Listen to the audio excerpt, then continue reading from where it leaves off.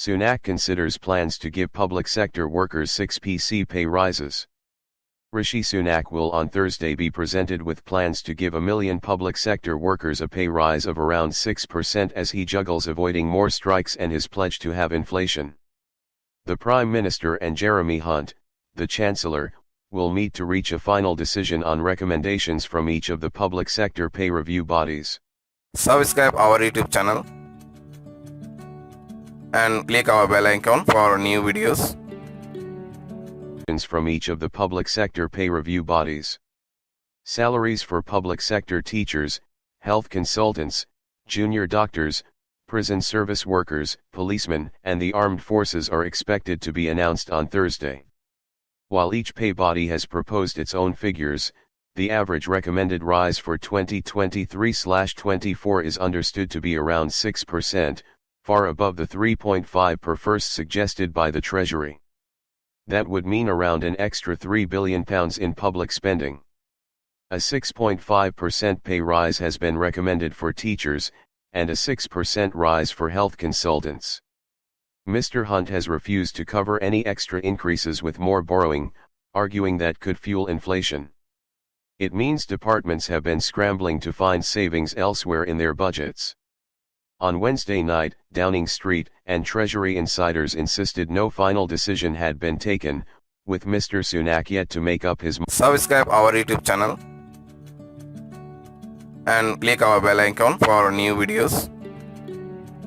Night, Downing Street and Treasury insiders insisted no final decision had been taken, with Mr. Sunak yet to make up his mind after flying back from a NATO summit on Wednesday. It is possible that he could agree to accept pay review recommendations across the board, accept some and reject others, or agree to lower rises across the board. On Wednesday, there was growing expectation in Whitehall that many recommendations would be accepted. Going against pay review recommendations would be politically challenging for Mr. Sunak, given that he has repeatedly defended the process to counter demands from striking workers. Treasury economists are said to have concluded that 6% pay rises will not fuel inflation if they are funded within existing departmental budgets, not by new borrowing. Mr. Sunak has said having inflation this year is his number one priority, but it has been made more challenging as high prices prove to be more sticky than predicted. Meanwhile, hospital bosses have warned that doctors' strikes are all but wiping out the ability of the NHS to clear the COVID backlog. As junior doctors begin the longest walkout in health service history on Thursday, hospital leaders have said the chaos of repeated industrial action is fatally undermining their efforts to bear down on waiting lists. They also suggested Mr. Sunak will have little chance of meeting his key pledge to reduce waiting times if the situation continues into the autumn.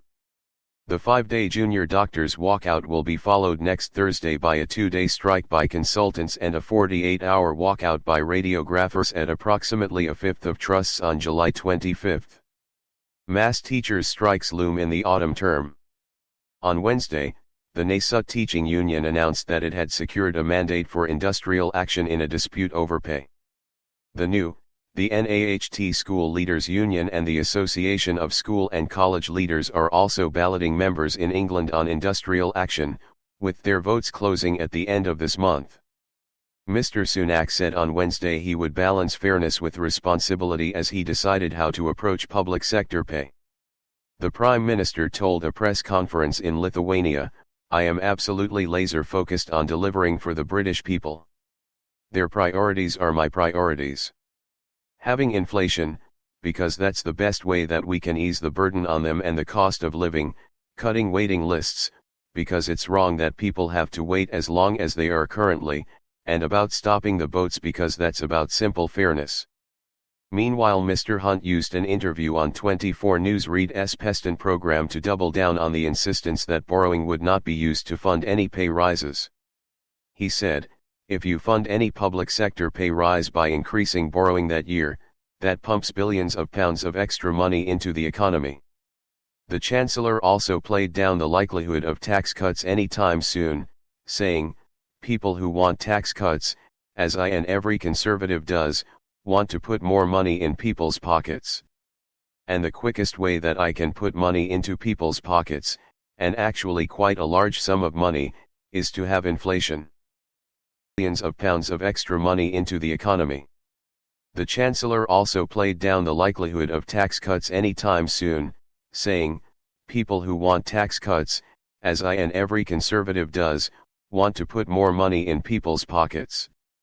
And the quickest way that I can put money into people's pockets, and actually quite a large sum of money, is to have inflation. Sum of money, is to have inflation. Subscribe our YouTube channel and click our bell icon for new videos.